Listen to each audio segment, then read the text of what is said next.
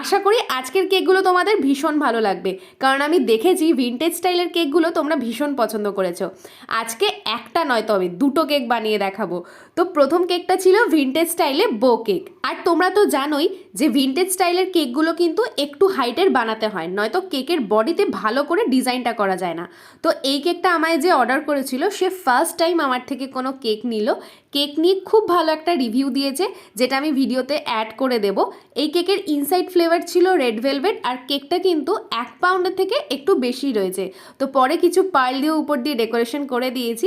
তো এবার সেকেন্ড কেকটা দেখো, এটাই হলো প্রপার ভিনটেজ কেকের ডিজাইন। তবে একটা জিনিস বলি, এই কেকটা কিন্তু খুব বেশি বড় ছিল না, একটু ছোটোর মধ্যেই আমি করার চেষ্টা করেছি কাস্টমারের বাজেট বুঝে। আমি সবসময় সেটাই করি, কাস্টমারের বাজেট বুঝে তাকে যতটা তার মধ্যে ভালো দেওয়ার চেষ্টা করা যায় আর কি। তো এবার তোমরা বলো কেক দুটো আজকে তোমাদের কেমন লাগলো। ভালো লেগে থাকলে লাইক কমেন্ট শেয়ার করতে কিন্তু একদম ভুলো না।